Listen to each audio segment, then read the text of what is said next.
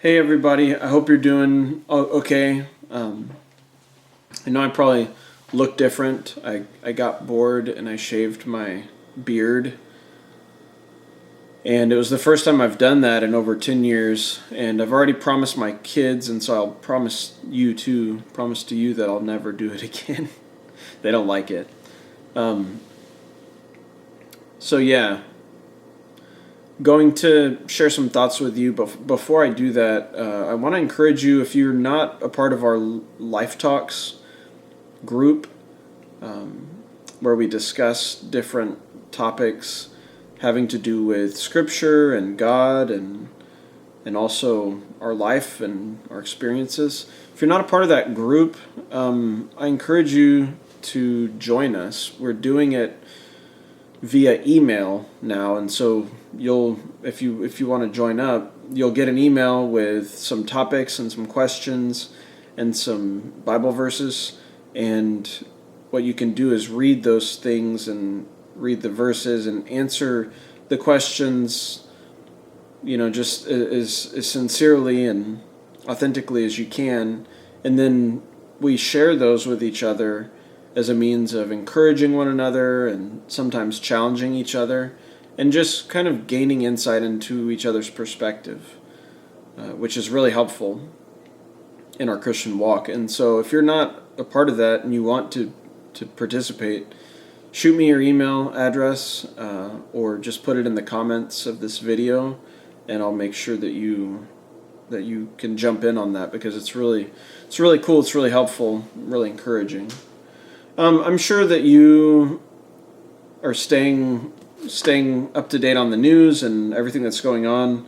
And there's a lot of headlines out there right now that are interesting and whatnot. But one that really caught my attention was one about the increased, really skyrocketing alcohol sales. I'm reading just from a Newsweek headline, and it says U.S. alcohol sales increase 55% in 1 week amid coronavirus pandemic. So just so that you hear that again and listen just to that staggering statistic. Alcohol sales have increased 55% in 1 week. The reason for that, and it's not hard to imagine, is just people are stuck in their homes. People that would normally go out to bars or restaurants, they can't go out to drink anymore, and so they are staying in to drink. But two, alcohol has always been one form of dealing with our emotions, negative emotions, or just emotions that we face when we are going through the circumstances of life. And this pandemic has really caused people to feel anxious and worried. The economy kind of sucks right now, and people aren't working, and I think a lot of people to deal with that fear and that anxiety and the stress. For some people, it's the loneliness. I think a lot of people turn to alcohol to kind of numb the pain or numb the feelings of anxiety and whatnot. And I understand why somebody would do that. I don't think it's a good thing. It's not a good long-term strategy for dealing with your issues. There's a lot more bad than good that I think that can come from it. But I understand why people do it, because of the emotions that they're feeling. And it's really interesting because Scripture encourages us to stay sober, not just physically, but spiritually. And so, even though Scripture does emphasize the importance of not drinking too much, because it can alter our ability to make decisions that would glorify God. It can kind of lead us away from making a concerted effort to live our lives in a way that please God. I think there's just as much emphasis in Scripture to stay spiritually sober, to deal with our problems, our anxiety, our fear, not by just kind of a frantic physical escape, try to cope with our emotions with some substance, but rather to allow the spiritual realities, such as our salvation and the second coming of Jesus. We have some things that can help us cope with those emotions that we're going through. And so we want to stay spiritually sober, because that's going to help us get through whatever it is we're facing right now. And so physical drunkenness doesn't help us deal with our negative emotions as well as spiritual sobriety. Let me say that again. Physical drunkenness doesn't help us deal with our problems as well as spiritual sobriety. And I want to just read one little passage that kind of speaks to that truth. And so this is what the Apostle Peter writes. And I want to point out that Peter, the Apostle Peter, was one of a few disciples who accompanied Jesus to the Garden of Gethsemane and witnessed him in his struggle and in his inner conflict to submit to God's will.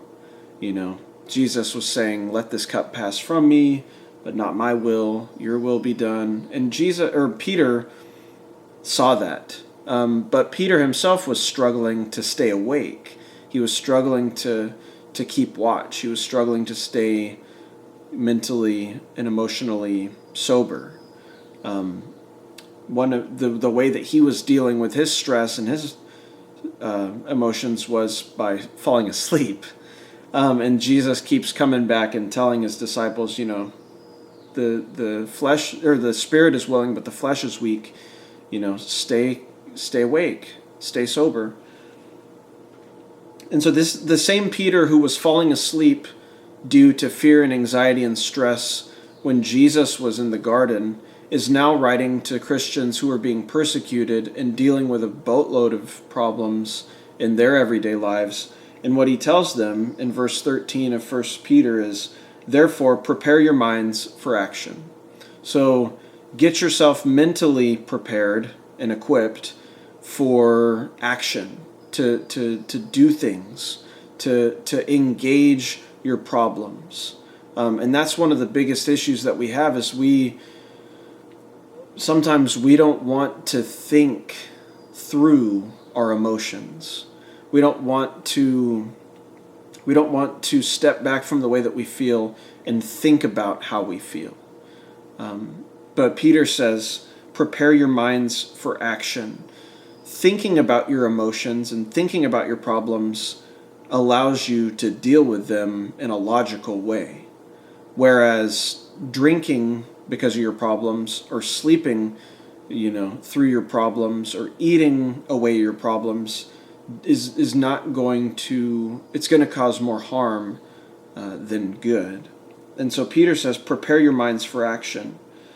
He says, keep sober in spirit. So that's kind of hard to understand. How do you keep sober in spirit? How do you keep sober in spirit? And I think one of the key things there is to to remember what it is that's keeping you grounded. You have to think about the realities that don't change, the realities that will always stay the same. Jesus Christ is the same yesterday, today, and forever. I don't know if I'm quoting that verse right. But he's the Alpha and the Omega. Jesus doesn't change. He never leaves us. He never forsakes us. He is coming back. He will return. In order to stay sober in spirit, we need to not focus on the present problems, but on the future realities that are promised to us in Scripture. And that's why he goes on to say, fix your hope completely on the grace to be brought to you at the revelation of Jesus Christ. Sometimes we become spiritually distracted because the worries of today and the present overwhelm us. And so we try to deal with our emotions through different methods and means. But if we just kept a level head spiritually, we could work through those emotions and we could get through our problems. And one of the reasons why people drink is because they're scared of what's going to happen the next day. And so the best way that they can find to deal with that is by getting to a place mentally where they don't have to think about it. But if as Christians, the one thing that's always on the horizon and that should always be on our mental radar and on our mental and emotional horizon, we should always be able to see this in the distance and never let it really slip away from our minds, is this reality that Jesus is coming soon, morning, night, or noon. Many will meet their doom, trumpets shall sound. All the dead shall rise, righteous meet in the skies, going where no one dies, heavenward bound. Jesus is coming back, and he could come back at any time. And for us, that's the best thing, to dwell on and to fix our thoughts on. And that's what keeps us grounded, and that's what keeps us, sober and ready to meet whatever obstacles we might come up against, is this truth that Jesus is coming soon. And not only is he coming soon, and that's something that we remember, it's something that we actively are praying for. Come quickly. Lord, come quickly. Maranatha. Did I say that right, Dan McQuitty? It's not Maranatha, it's Maranatha. So he goes on to say in verse 14, as obedient children, do not be conformed to the former lusts which were yours in your ignorance. That's really important. Alcohol makes you conform to your carnal desires. And so every carnal desire is only increased by the consumption of alcohol.